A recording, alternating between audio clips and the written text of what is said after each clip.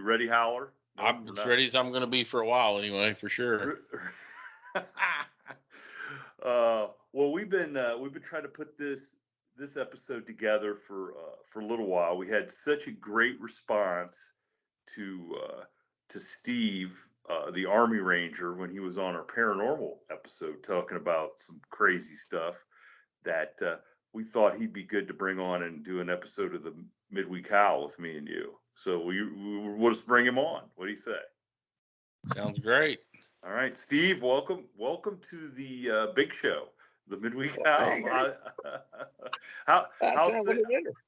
How's things in Louisiana right now? Well, they're hot and dry right now.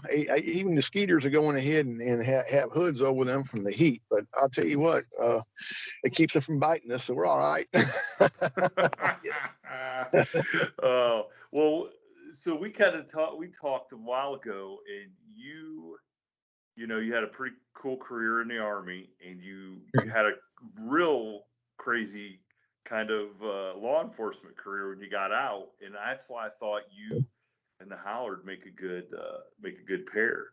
So you kind of indicated to me you had some stories from your work life that would be kind of interesting to share. So I mean, you want to dive into some stuff, and we'll just listen, and I'm sure the Howler will chime in if he's got something. Oh, I mean, I got some stories. I mean, I don't know how deep you want to go with these things, but my career, I worked for Beauregard Parish Sheriff's Office and the BPSO, and I also worked retired from the Department of Corrections here in Louisiana. So, and, like at Angola, or where was you at? Oh yeah, yes sir. I worked in Angola. You down on the farm? I worked on the farm. I was the one with the shotgun in the back of the hootenanny, we called it, hauling them inmates all over the farm and everything. That's right. So a lot of these people, especially our foreign listeners, won't realize how big it is. Tell us a little bit about it and how it got its name. Well, Angola is a state penitentiary for Louisiana. Big. It's when I was there, we had 6,500 inmates over there, and all it is they call it the farm, and what it is nothing but a conglomeration of several different camps. And you had the main prison, which the inmates called it New York City because it was so big, and you had 3,000 inmates in that one facility right there in the middle of the farm. And then you had Camp C, and you had Camp D, and you had Camp F, and you had Death Row, and they had all the inmates been put to death, and you had just a huge camp, and then you had Camp J. I spent a lot of time working at Camp J. Of course, I was there back when Burl Cain was warden. I worked for Burl Cain for a long time, and also knew his son Nate real well. I worked for him. He was warden over at ABC, Bulls Correctional Center, Tottenport, Louisiana. I worked for him for several years as well. And KD was pretty popular, in the prison systems around the country. But over there at in Angola, it was in Camp J. Pretty much when you went in that front gate, you of course you're ex-law enforcement, you know exactly what I'm talking about. You got to be someone different. When you cross that threshold to a compound, you got to be someone different than what you were at home. And you become a different person, attitude-wise, mentally, everything. And how we say it in law enforcement, and when you cross that threshold, you better have it on your mind because it's fixing to bust wide open. You don't know what to expect. It goes from 0 to 90 just like that. And so working at Camp J, go inside there, and we had body count rosters. When you come on new shift, you walk through there, and your body count rosters wasn't to go ahead and count the live ones; it was to count the dead ones, the ones that got murdered overnight. Right. You're walking. I understand. And a lot of people have a hard concept of, I knew someone in prison for 5 years, 10 years, and they got out. That's your other kind of prisons. Those are your, Class A prisons, stuff like that. When you get into Angola, or, in penitentiaries, you're talking about people who got their lifers. They got 2, 3, 4 life sentences. They ain't going nowhere. And so some of these them guys, been 30, 40 years. Some of the older men haven't they? Oh, Oh, yes, sir. You got guys who were 75, 80 years old locked up over there, been locked up 65, 70 years. Most their lives. I mean, that's all they know. This is their way of life now. And it's all they know. And, those older inmates, and believe it or not, the ones who, committed a murder or something like that back They're the when they were best 20 ones, aren't old. they? Yeah, well, they're the ones that are pretty straight. Yeah. When they're 75, 80 years old, they're straight. They've actually rehabilitated themselves over those years, and they ain't the same person no more. However, not all of them, most of them that way. The younger ones, the ones that just got locked up 5, 10 years ago for multiple murders, those are the ones that you're going to have to deal with. And, when we, had to do cell entries and that kind of thing, we call it 5x5. And I was always the lead man, so they give me the shield. And the shield had a taser on top and bottom. I had 4 officers behind me. We suited up, went into the cell. And when you go into a cell, these guys here like wild animals. They cut, scratch. They're going to have shanks. They're going to bite. They're like wild animals, like a wild tiger. They have nothing to lose. What are you going to do? Give them their life sentence? They already got 2. So what are they going to lose? So you go inside there, you deal with someone who just flat out doesn't give a dang. And so it's a bloodbath is what happens. And we go inside there, and oh my goodness, son, it's crazy. And so I'm trying to keep all the gore out of it because there's some rough stuff. But any case, so every day we went inside there, and it's something new. And you had different levels. In Camp J, you had level 1, level 2, and level 3. Inmates first go into Camp J, which is disciplinary camp on Angola. And you get food loaf. They get eat food loaf for the first 3 months. And a food loaf is basically whatever the mess hall is serving. The chow hall is serving. If they're serving eggs and they're serving sausage and grits, okay, then you get that food loaf is a loaf full of eggs, grits, and sausage. Now, that don't sound too awful bad. Let's up at the lunchtime. Lunchtime, they're going to get maybe what they call mystery meat, which is a mixture of meat. What that was, what I call mystery meat. It's a mystery. Is it really that bad when they say mystery meat? Oh, look! It's pretty rough. I mean, when you're looking at what these guys, are getting fed. Now, Angola, they did feed them pretty good. I have to admit that. The other prisons I went to, I worked at, my goodness, son, I wouldn't feed them to a dog. But Angola did take care of their inmates. And the philosophy that Earl Kane had on that, was to go ahead and feed them good, because it all circles around the chow hall.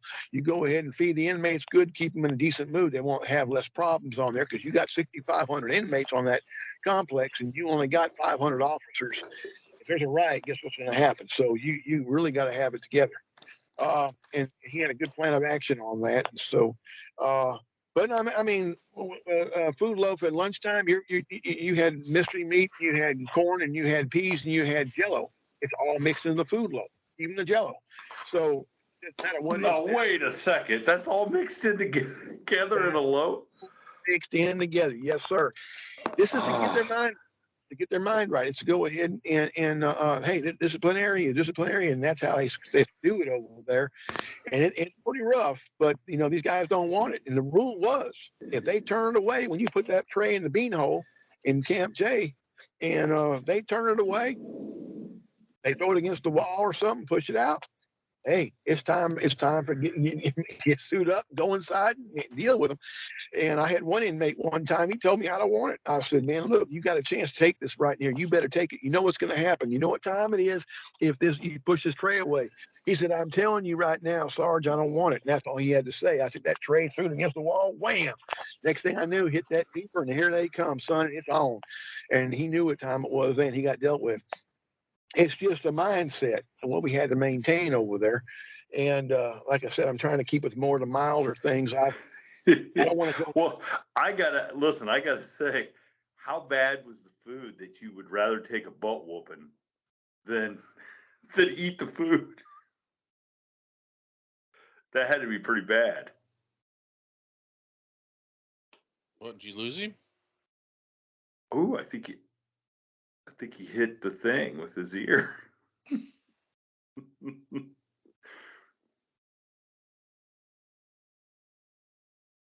Uh-oh. Steve. I see him on. I know. I see him on. I think he hit the thing with his ear.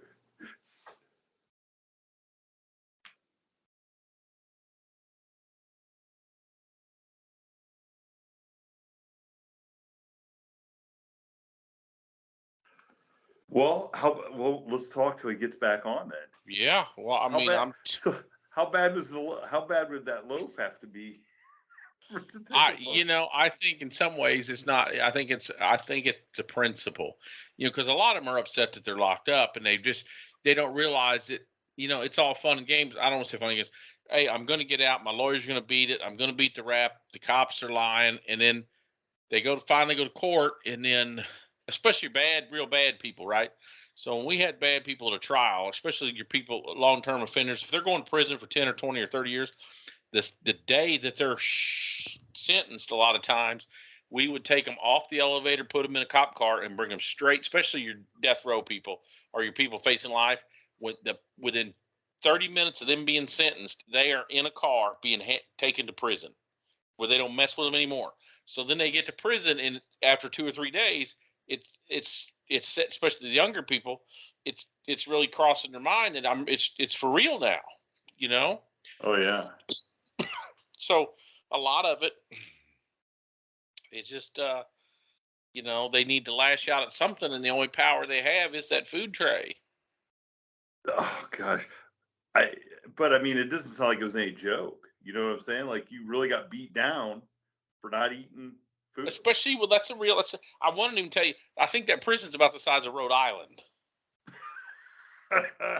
So 7,000 people doesn't do it justice. It's named after Angola, which is where the plantation and the majority of the original plantation was farmed by black slaves from the country of Angola. That's why it's called Angola. And it's one of the toughest prisons in the world. Wow. I looked up just so I could tell what the Mansfield Reformatory was, and it's ground. So do you know how big the grounds were at Angola? Because the grounds for the Mansfield Reformatory were like 40 acres, which it's a good chunk. Mm-hmm. That's the okay. So Steve left, so let's add him back on here. Everybody's gonna get to they get to play producer with us right now. So call him back. Before, and I think Mansfield at one time had about 3,000 or 4,000. There we go. Steve, you're back. All right. I'm sorry, I lost you there. It's wood, son. These signals out here, like the speeders, they fly here, fly there, and you lose it quick. I love it. So the Howler and I were just kind of talking, how big was the piece of land there at Angola? Oh, Angola was acres. It was my goodness. It was. Oh, good God! I can't remember the exact acreage of it. Here, I'm gonna look it up real quick. Because I looked up the Mansfield Reformatory, which is here where they shot Shawshank and stuff, and it had 40 acres that went with it, and that's pretty good size. But this is probably bigger now. I'm sure it is, because we used to hunt. Earl King used to allow us to deer hunt backside of the compound. Now it's 18,000 acres, 28 square miles. 18,000. And how many square miles? Well, it's surrounded by the Mississippi River. Goes around it, and so it was designed to where they couldn't get off there. So yeah, it's been a lot of acreage. Matter of fact, when you come off of out of St. Francisville, which is where Angola is, it's to the front gate of Highway 66. It's 20 miles to the front gate, nothing but woods, and so it's stationed out there in the middle of nowhere. Good Lord, did anybody? I mean, it'd be a day and a half after you escaped to get to the road. Oh, if they could even make it. And yeah, exactly how it's designed, because it's been there since the 1800s. It was the oldest compound in the state of Louisiana. And the second oldest compound was Phelps Correctional Center, which was out in DeQuincy, Louisiana. They used to call it Little Angola. I worked there too, believe it or not. So, but it was So that's across the other side of the state. But any case, Angola was massive, and they have the Angola rodeo. I think every Yeah, that's October what in I was going April. to say. They was Yeah. that warden that you mentioned. He was famous for letting them rodeo there, wasn't he?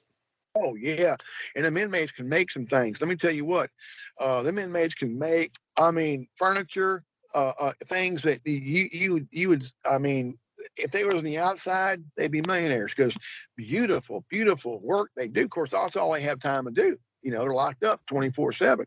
So they made them. They have those craft shops all over the compounds where they can go ahead and they can stay up to 3, 4 in the morning. You know, officers, of course, watching them and make their items they're going to do for the shows to go ahead and sell in the rodeo. And folks would come from all over Louisiana, Texas, everywhere to go ahead and come to the rodeo and buy what they want. Matter of fact, there was an inmate there that he worked for Gibson and guitar company, and he made handmade instruments for Willie Nelson and different singers, entertainers. And when I was there, I was talking to him, and I told him, I said, "Look, he'd been locked up at the time about 36 years, triple homicides, and he wasn't going nowhere." And so he was so good at what he did.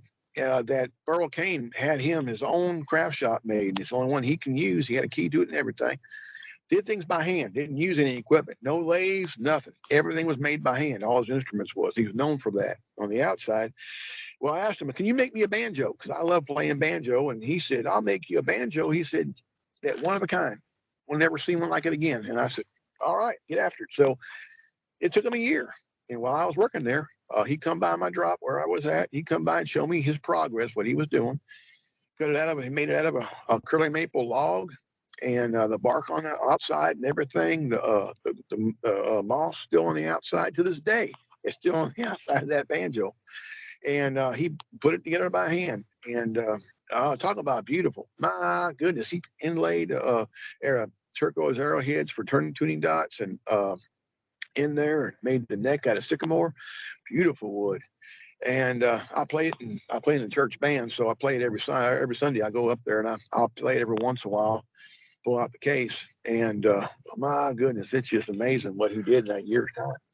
Well, So I mean, so what was his like? What was the like? What that cost? Did that cost you anything, or he just did it? Yeah, I needed $400 is what I paid him. That's all he was allowed to go ahead and get for it was $400. And so I paid him that. They put it in the rodeo just to see what it would do. Warden Kane told me, he said, "I will just put it here to see what it'll draw." He said, "We're not as far as, ribbon wise. They judge everything, all the things that, furniture and such they make." And they put it in there in the ribbon in the rodeo, and it won the blue ribbon, overall. And so I was really proud of that. And it's just, my goodness, what a talent. And these guys have got tremendous talents. I wonder if I wonder if there's any of there's any of those guy's guitars out there. Like, have you? Did it have a brand or a name attached to it? He put his name on it. He engraved his name with a burner, on the head of the banjo, and he went ahead and that's all he did. Everything was personally made by him. And he made one of my partners where I worked with over there, another officer, doesn't play guitar, but he said, "Can you make me a guitar?" And he smoked cigars. He had real fancy cigars and had that wooden cigar box. So he gave it to him, and they took it and made a guitar out of it, out of a cigar box. And I went over his house when he went ahead, because he lives in the same town I do, and I went over his house once he got it from him and played it. I said, "Man, I tell you what, it's amazing what these guys can do." But I want to tell you this one story I had over there.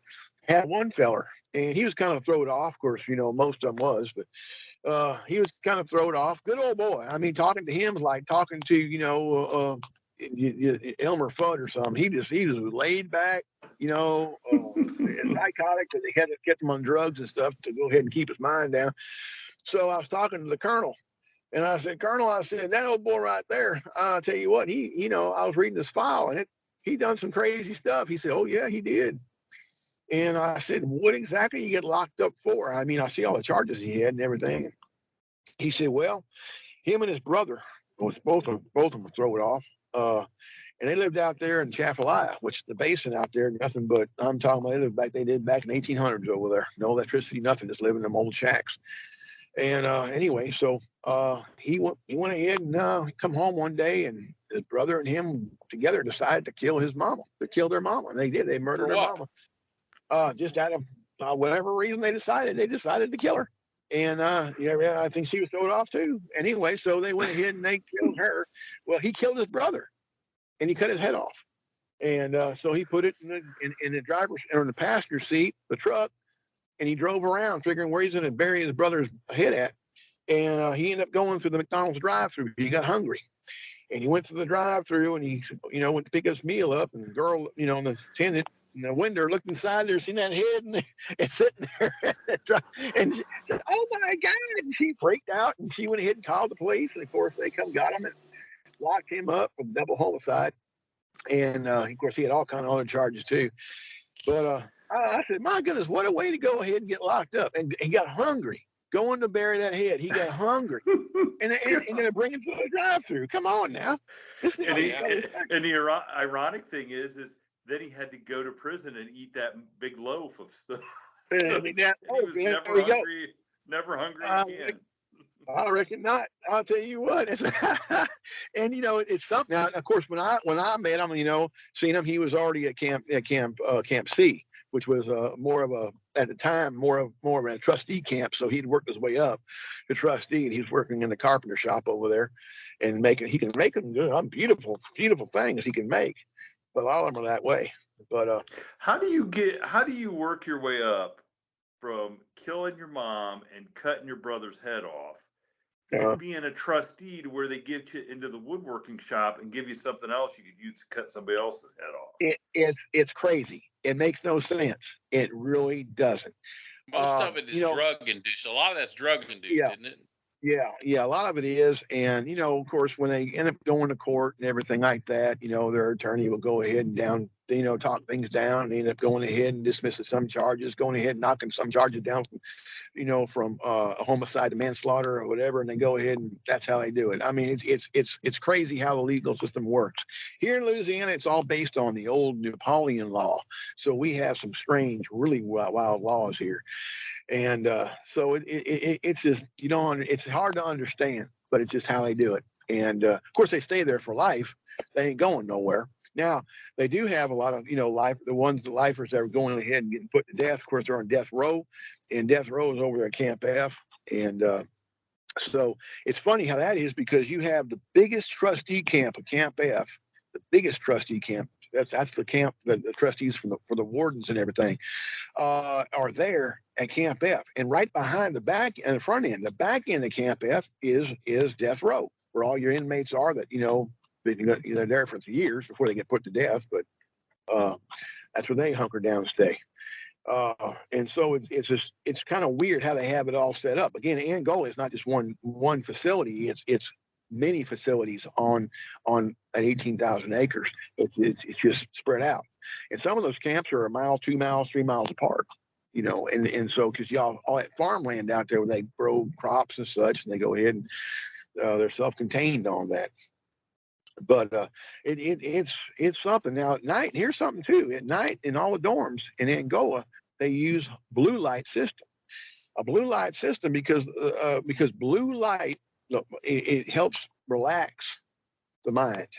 So it kind of, the psychotic part of it is it kind of keeps them mellowed out at nighttime, keeps the rapes down, murder down. Of course, it don't help a whole lot because we go through there and, man, they at nighttime, they kill each other still. So it doesn't help much. And Shanks, a lot of your inmates will go ahead and weave books and magazines under their blankets to go ahead when they sleep at night. So that way, when inmate gets up to jig them with a shank, they'll have a chance to get away.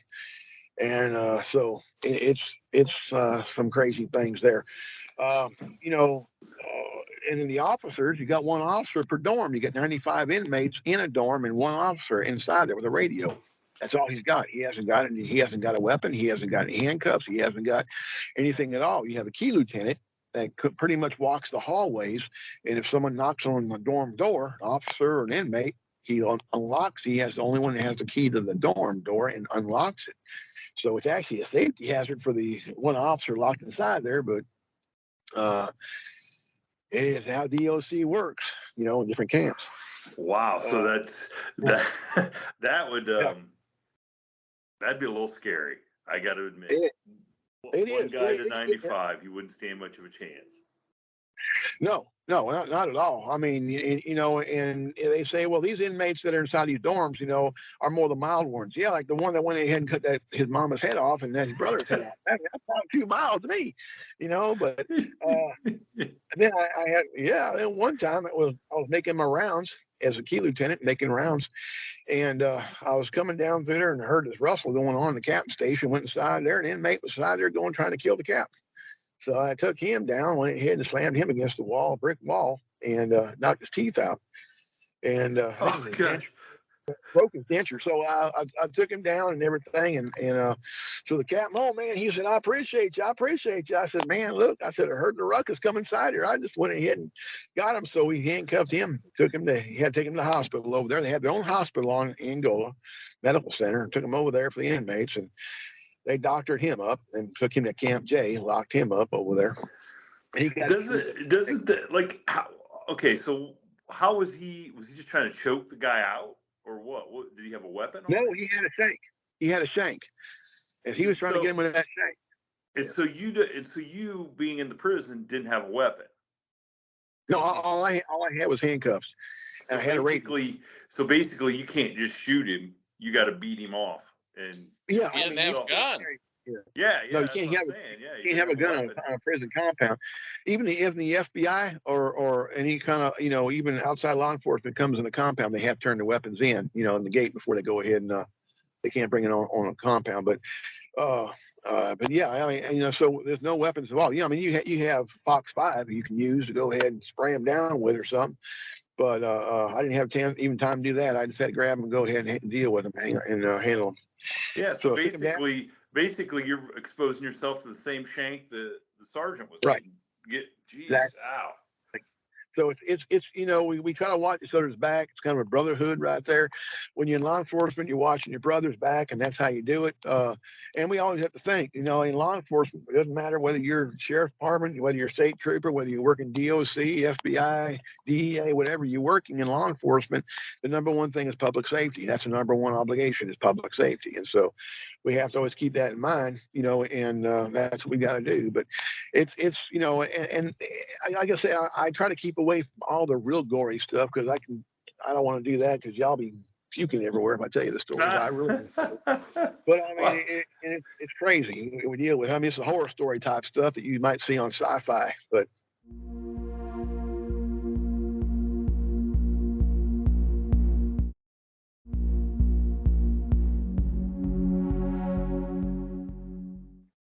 so did you ever well let me ask you, was there ever in time where somebody attacked you and you had to take care of them or not?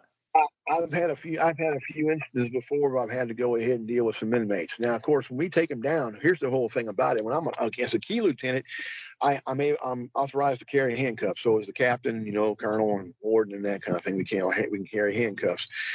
So I had one instance where I had to go ahead and deal with an inmate. Went ahead and took him down and handcuffed him. Once you have him secured, and in handcuffs, you cannot. That's it. DOC policy says you got to go ahead and back off. You can pick them up, go ahead and take them where you need to take them to, but you can no longer go ahead and whoop on them or, use a level of force on them. You have to go ahead and just, have them restrained and call for backup or handle them yourself, take them to cell block. And that's what we got to do. And I mean, yeah, I've had to do that. It's just one of the things, part of the job you got to do.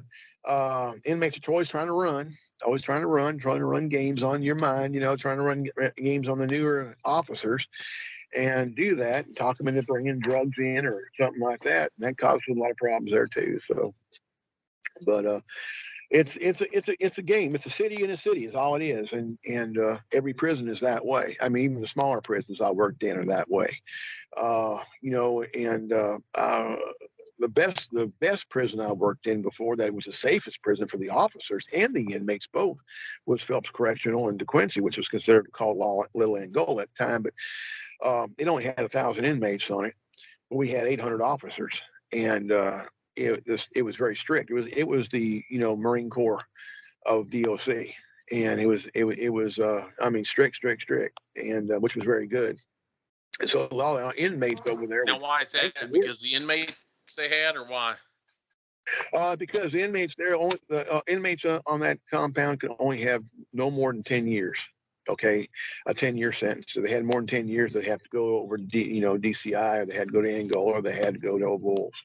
Oh, those compounds there, they can have 30, 40, 50, 60 years. And of course, lifers have to go to Angola. But every compound was set upon its own rules. But even the inmates that had 2 or 3, 4 years, those are the worst ones. Believe it or not, those are the worst ones. Those are the ones that, the knuckleheads. We call them crash dummies. They get locked up a couple of years, go out, commit another crime, come back in again. You see them the next year to come back again. And those are the ones we had to deal with. And had one, that I was, we're working over here at Phelps Correctional. I was a captain.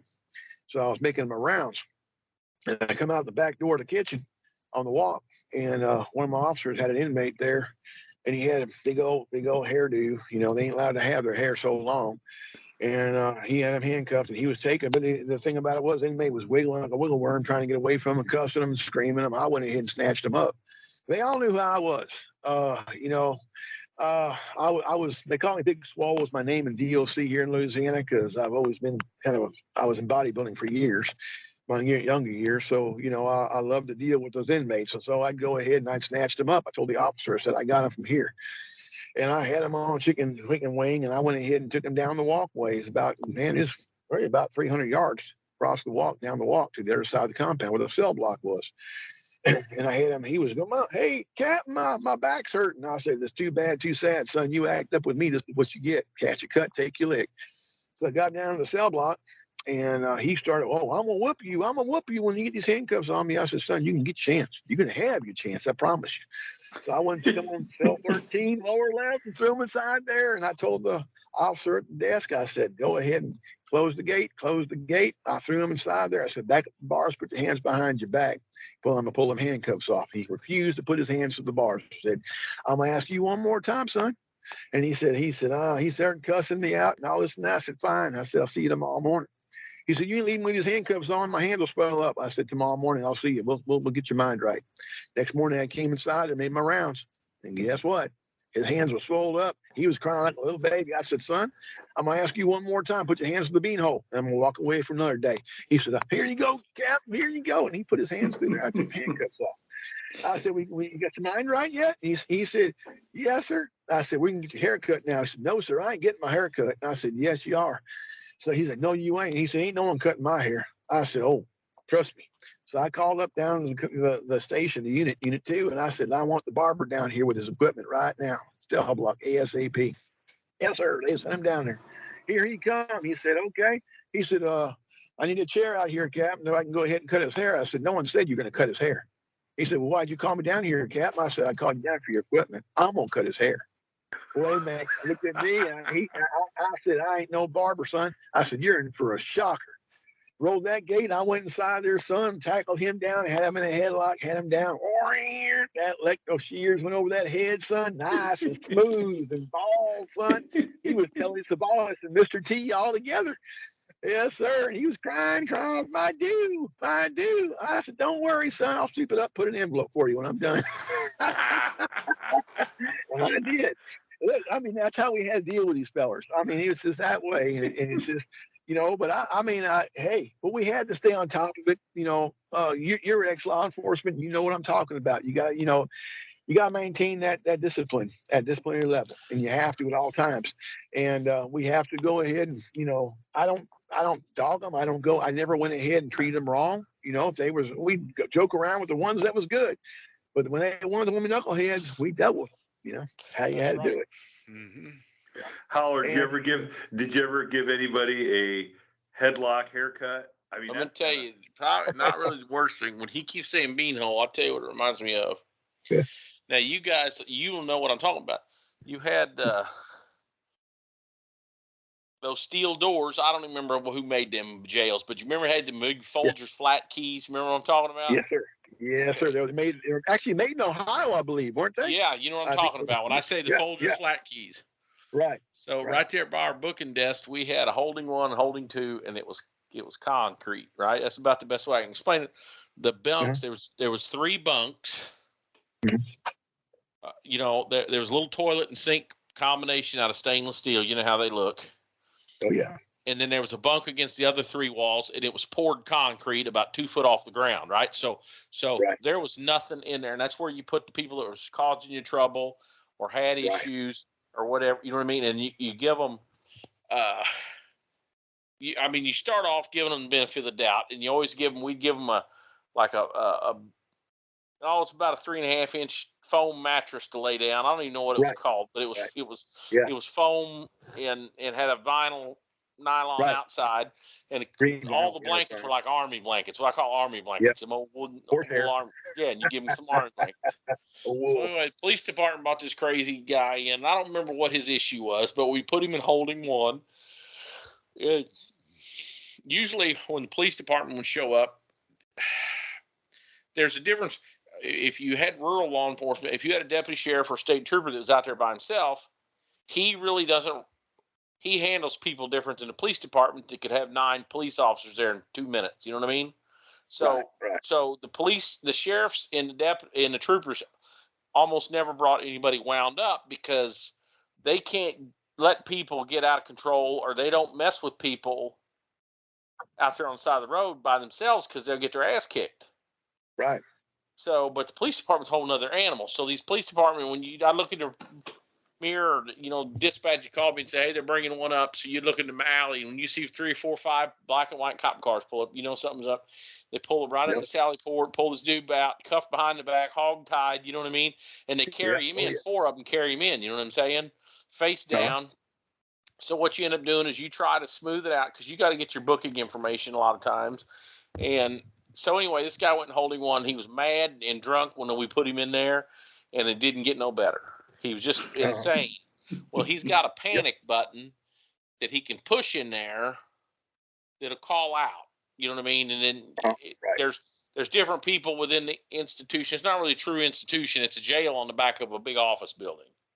So, but when he pushes that emergency button, the people in dispatch and the people upstairs, it freezes their screen where they can't do anything until they clear that emergency button. Does that make sense?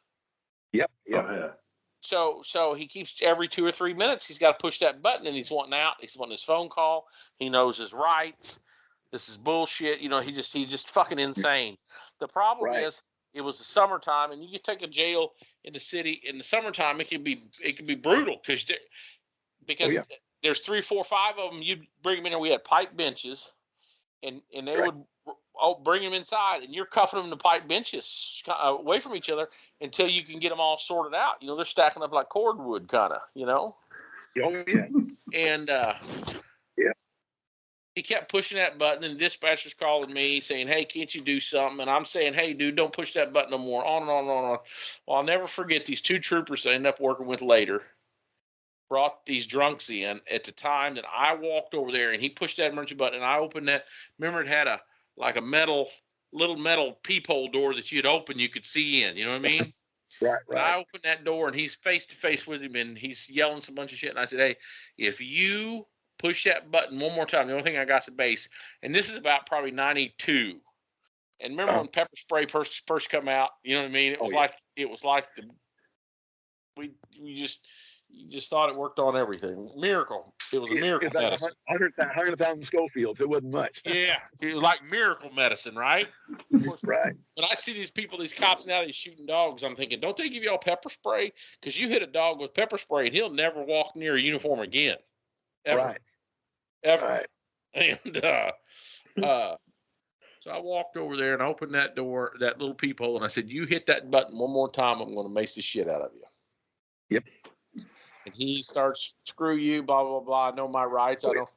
And I closed that peephole door, and I was walking back to my desk, and this trooper says, real Johnny Law, John Dudley Do Right, says, I don't think you can mace him for that. And I said, for what? And he goes, he's got to be a threat. He starts telling me something, and the other troopers watching him tell me this story, and that dude hit that panic button again. And I walked around that booking desk, and I grabbed that brand new OC can, it was red, and I was shaking it like rage. And I said, what'd you say, Dave? That's this trooper. He said, I don't think you can mace him just for nothing. And I put that Folgers flat key in that chuck hole door, and I opened it. And you know what I'm talking about when I say chuck hole door, about knee high. Yeah. And I pulled that, I opened that little chuck hole, and I looked in there and looked up, and I said, hey. And he reached down there, and he started arguing as a case about 3-inch on the chuck hole, and I went, and I sprayed him like I was spraying a freight car down at the rail yard. If I was tapping it, you know what I mean? And I'm telling you what, that hit him in the face, and it looked like I hit him with a fastball, 100-mile-an-hour fastball or something. He fell right down there, squalling and screaming and squalling, and I shut that chuck hole, and I looked at that trooper, and I said, what did you say again, Dave? And he said, I don't think you can do that. I don't think that's right. And I said, I didn't ask him if it was right. I told him if he did it, I'd do it. Of course, the other trooper says, hey, I respect it. You told him. So, hey, next thing you know, now, of course, the dispatch and all these people in this whole realm that's been begging me to do something, they got him on the big screen, and he's over there trying to wash his face in the toilet. He's finding his way. He's Helen Keller his way around that concrete cell until he found that stainless steel toilet. And wash his face, and he never hit that call button again. I'll tell you, yes, sir. Hey, you know what? And that's exactly it. And that's exactly it. And as far as not having the right to spray them, that's you did the exact right thing, because DOC policy states after 3 direct verbal orders, man, if they disrespect that, you can put it on. And and I'll tell you what, they got that Fox 5. Well, before I retired, they had that Fox 5, which was 5.4 million Schofields. It was woo. And so that stuff we had right there, we had to get sprayed with it, because in case an inmate died, Oh yeah, I've been sprayed. We had to say, well, we didn't get, we didn't. But any case, so we didn't die. So and so it wasn't considered a lethal weapon. Some states it is, but Fox 5 was bad stuff. We sprayed. Oh wow! Man, in the cell block we had the fogger. I'd use that fogger. So I tell all them inmates, woo, open it up. There you mean it was a fogger with pepper spray? Is a pepper spray fogger? Yeah, buddy. Ooh, how can I get one of those for the mail truck? Can I get one of those? Hey, now you're talking about the big can. You're not talking about the one that looks like a leaf blower. No, that little small one is a screamer. That big one is the fogger, and that thing right there fills the whole room up. The whole room would get full with that stuff, and then coughing and puking everywhere because you can't breathe, and it burned, and it would get them all right. And I'd tell them, I said, look, I'm gonna tell you right now, if you don't go ahead and get your mind right, I'm gonna empty this thing out in this block, and everybody finna go ahead and catch their cut. And all the inmates next to the cells around there go ahead and start putting towels around their faces. They knew what time it was. At the time, they're telling him to back the fuck up and do what he's told because they don't want it. No, they don't, and they're cussing and yelling. And of course, when they all get out of the block, of course they're going to work on them for going ahead and and putting them in that situation. Yeah. So but yeah, you got some knuckleheads inside there, but I know what you're talking about. It's hey, Shane, when he's talking about a fogger, they got one that looks like a leaf blower that they put that tear gas in a big canister, and then it starts. It's got a motor, doesn't it? It's got like a leaf blower, like a 2-stroke motor. That's the big one. Yeah.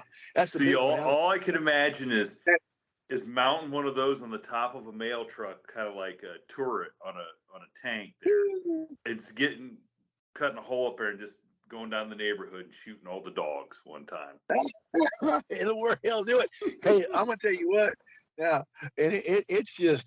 I know I was having to do a class. I was having to do a class for the officers on my shift, and I had to spray them. So all the captains had to spray their officers on their shift. So I went ahead and I lined them up. I said, this Fox 5 right here, we had Freeze Plus P, which was pretty rough, but that's only 2.5 million Scofield. This was 5.4. I said, gentlemen, I said, hold on your ass. I said, this right here is going to get your mind right real quick. Oh, I can handle it. Okay. I'd hit them across the eyes with it. Boy, I'll tell you what, they'd run around like chickens with their head cut off. And the first thing they want to do is go into the restroom and go ahead and put water in their face. That's the worst thing to do. That reactivates that stuff. And, they went home and their wives would call me up. Captain, hey, look, my husband, he can't sleep tonight. His face is burning.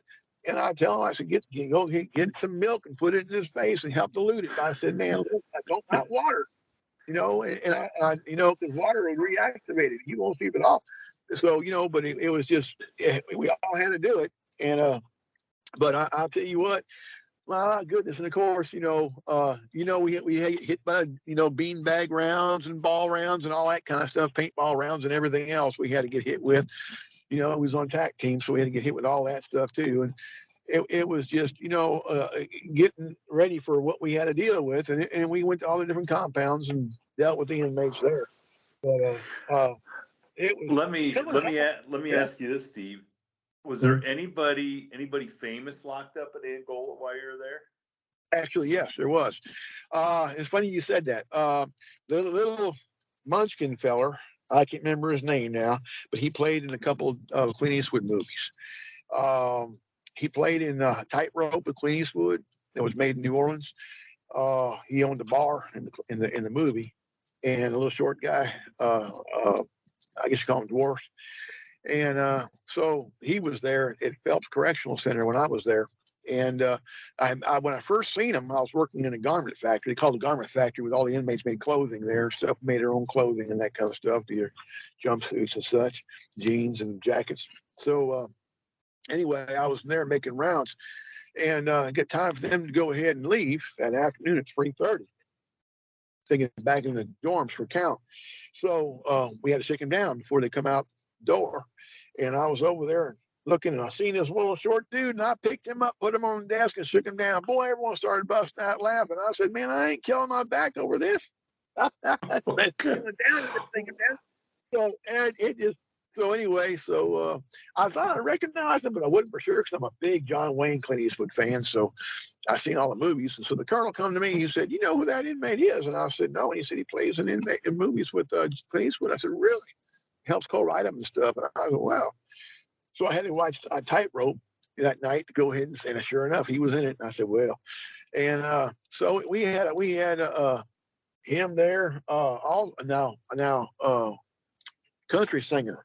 Now he wasn't there when I was there. He wrote Last Teardrop Falls.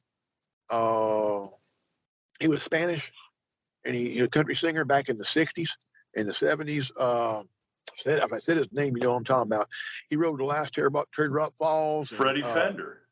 Freddie Fender. He was locked up there. Not when I was there. He was there before I was there. But he was locked up there, and it was a tree right next to the kitchen on Phelps compound where he actually sat down and wrote that song. He was locked there in 63, I think it was. He wrote that song, Last Teardrop Falls. And so, yeah. Really? I mean, that's kind of, yeah. Prison, some guys have written some pretty good songs in prison. Oh, I tell you what, there were some rappers there did the stuff, a lot of rapping and stuff like that, and all that kind of thing. And I mean, it just we had a mixture of people there. We had preachers there who were locked up. We had doctors there who were locked up. We had lawyers there who were locked up. We even had we had a father and son that were locked up together there. And we had twins, two brothers that you couldn't tell them apart. And the only way we can tell them apart by DOC number. That was it. And, oh my gosh.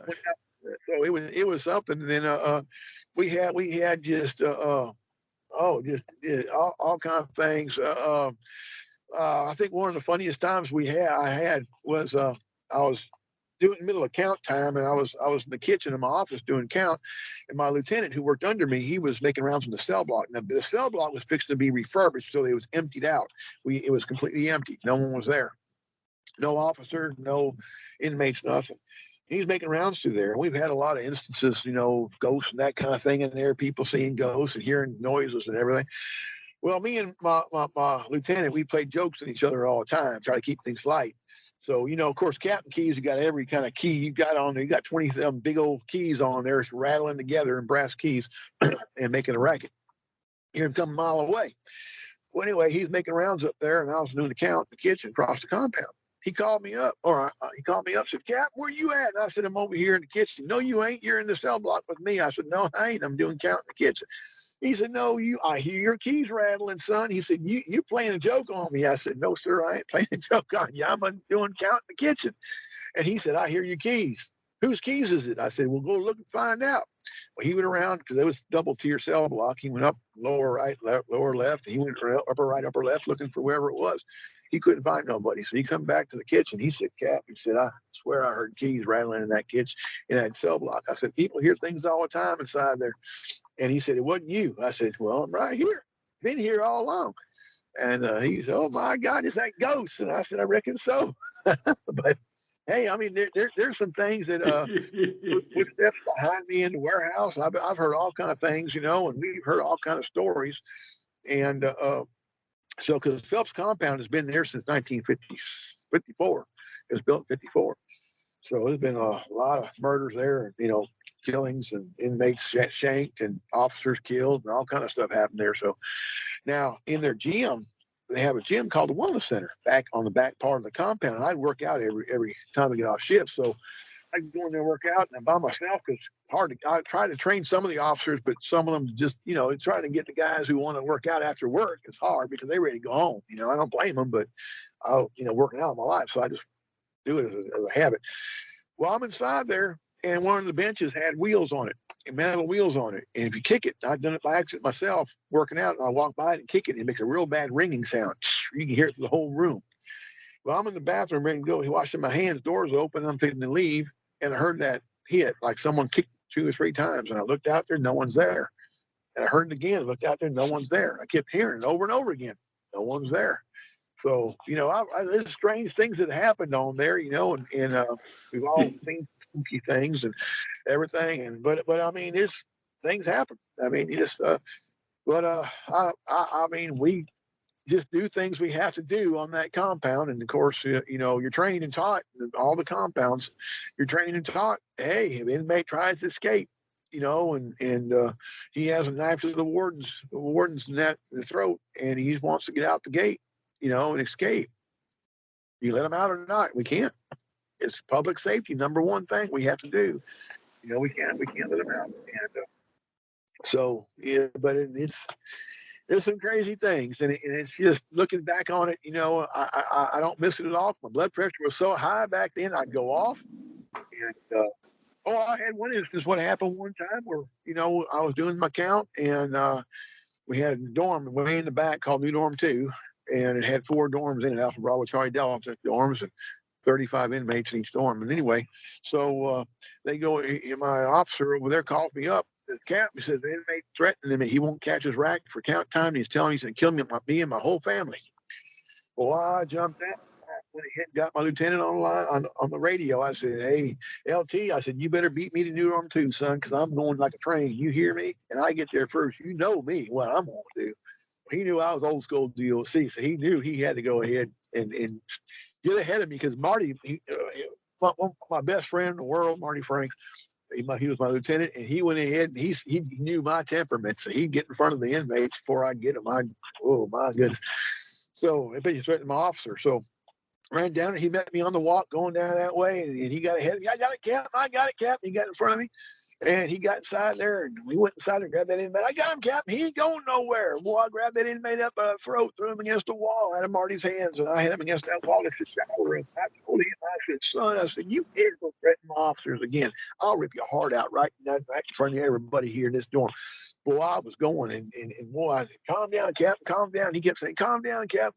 And finally, I went ahead and I said, lock him up, put him in that cell block, and get it out of my face. I mean, I can't deal with when someone would go ahead, an inmate would threaten my officers. So I went ahead, and Marty he knew how to control his temper. I didn't.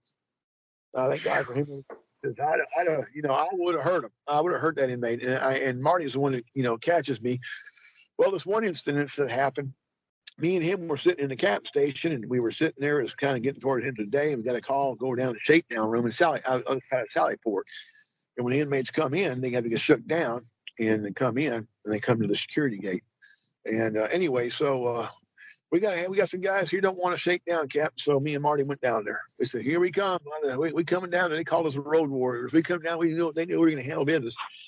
We got down there, and we had 5 stalls there, 5 inmates going ahead, and then the other 4 were shaking down like they're supposed to. They weren't supposed to do this. This one wouldn't do it. I said, "Turn around, bend over." Like he wouldn't do it. He said, "We didn't do it in Angola." I said, "I worked in Angola. Lie to me again, inmate." And he said, "Well, I ain't doing it." I said, "You're going to do it right now. Put my hand in my handcuffs. I'm going to give you one more direct verbal order, and I'm going to cuff you and take you to the cell block, son. I'm going to deal with you." And he said, "I ain't doing it." Boy, Marty got ahead of me. He got right in front of me, and he blocked me. And he said, "I got this, Cap. I got this, Cap."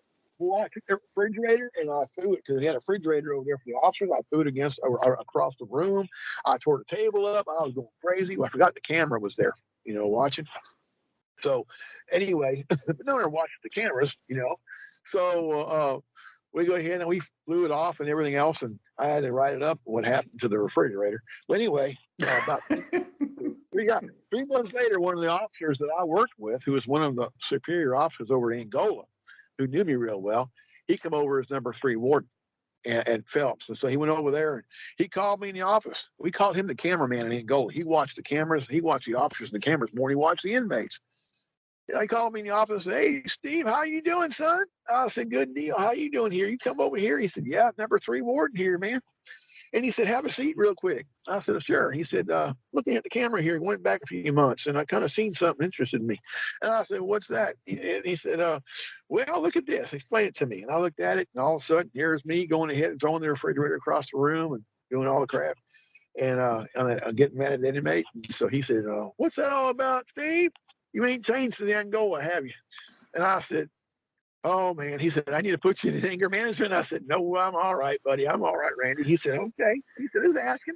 He said, "Can you calm it down a little bit?" I said, "Yeah, we can calm it down. It's Angola." I said, "I understand." So anger management. That's what I was just thinking. Anger management.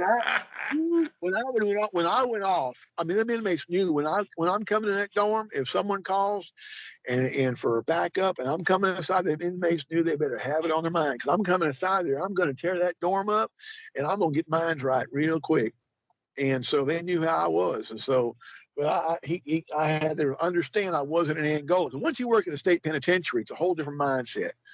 And you go to these smaller prisons, it's a whole different mindset. And you can't do the things that you get away with over at a penitentiary, at a smaller prison. So I had to regroup my mind, if you understand what I'm saying, and kind of, because I had to deal with some inmates. And so, over at Phelps and over at, ABC and that kind of thing, we had to really kind of, be different. It had a different mindset.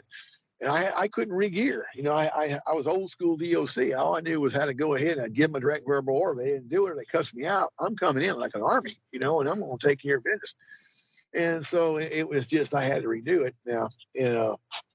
But in any case, so it was just, I don't know. But I loved my job. I loved what I did. And I gave 100% to it. But when I finally retired, it came down to me retire when the prison nurse, she was checking my blood pressure one day, said it was 187 over 120. She said, "It's time for you to retire, son." Holy crap. Yeah. That's how wired I would get. And so I just said, finally, I said, "That's it. My years are in. I'm going ahead and putting in my retirement package." And I retired. And, ever since, it's been a few years, and I've calmed down so much. But man, I tell you what, now my wife, we talk about the bosses, wives being bosses. My wife, oh son, when I came in that front door of that house, I better leave all that back in the prison. Oh, that frying pan come up, son. I'm gonna work on that head, son. You go ahead and start mouthing off to me. You better hope none of those guys you worked with or you were in prison are listening to this episode and they find out that your wife was in charge. She controls. They know when we go in town, we'll go through DeRidder, a small town outside of Maryville. We go there where Walmart's at, because Maryville ain't got but a dollar store. Small little town, 500 people. 20 miles away, we go to DeRidder where the Walmart is. We go inside there and ain't about 8,000 people in that town. But we walk through there, and all my wife and me walking through there, and we'll hear, "Hey, Big Swole!" And I look around, and it's one of the inmates that I was there and got out, or it's one of the officers. It worked for me or whatever, and it's just we hear it all the time, and your wife smacks you in the back of the head and says, "I didn't tell you could look." Keep you straight, keep you straight. Well, if she was here right now, me telling these prison stories, but she'd work on me because she hates when I do that and get wired up. But it just brings me back to the day, back in the day where, I had to deal with all the stuff and you kind of get wired out.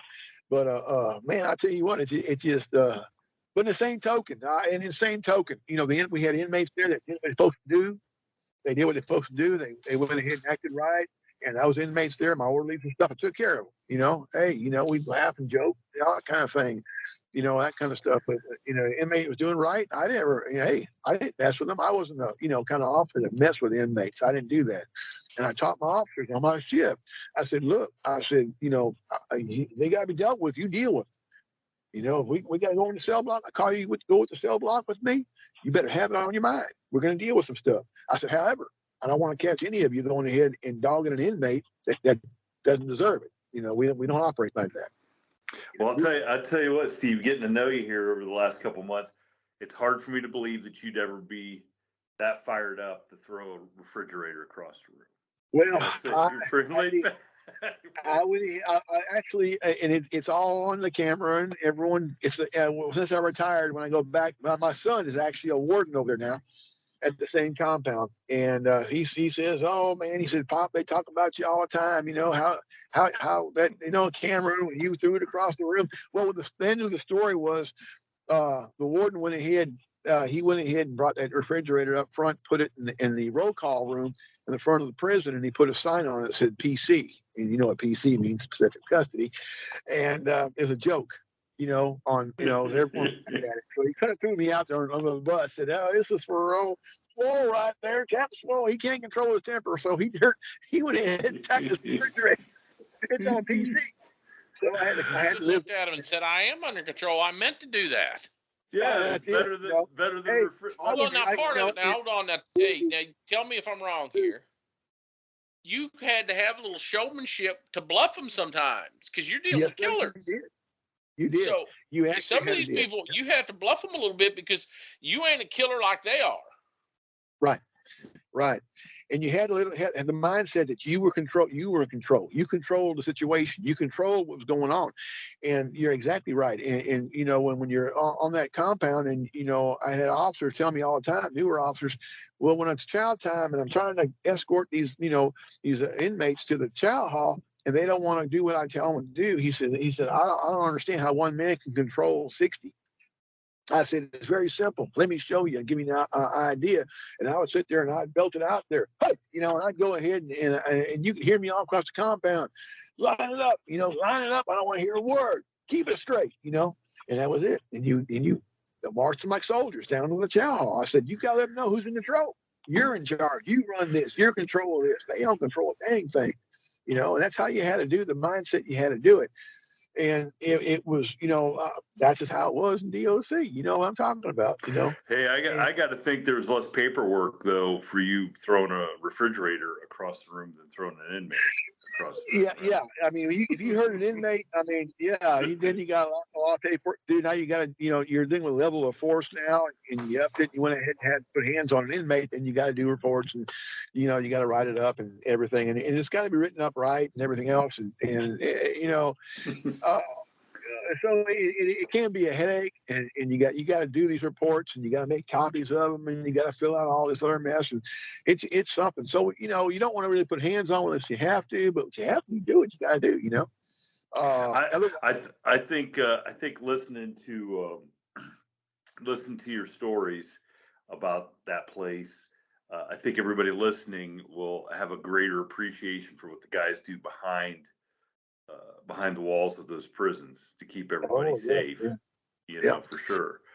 And I know we got a lot of people that listen that do that job, and will be shaking their head. Oh yeah, I remember a time like that, right? Hey, yeah, that's it. Yeah, Yeah, but you have to get that, in that mindset, right? That's what it is. Well, I appreciate you taking the time to come back on and share some of these stories. I know, Howler, I mean, I like it. Oh yeah, yeah. He kind of reminds me of some of the guys I used to work with back, especially when I was young. Yeah, heck yeah. Made you feel all warm and fuzzy, right? It's kind of. Well, I don't know about that, but it takes a certain kind of person to work around. When I say bad people, I mean real bad. I mean, he's not kidding when he says bad people. There is some bad people. Oh yeah. And people nowadays they're going like, well, shit, I don't want to work with him because he's rude on Facebook or he posts some bad stuff. I mean, these people cut their mama's head off and then drive through the drive-thru because they're hungry. I mean, they're in a whole different world. Yes, sir. You're right. Oh man. You're right. Hey, on that note, we'll say thank you, Steve, for all your service prior to the law enforcement, for the stuff you did in the Army, and thanks for keeping those people down in Louisiana, not letting them come to Ohio. There you go. Yeah, we try to keep them here. Here you go. Yes, sir. I tell you what.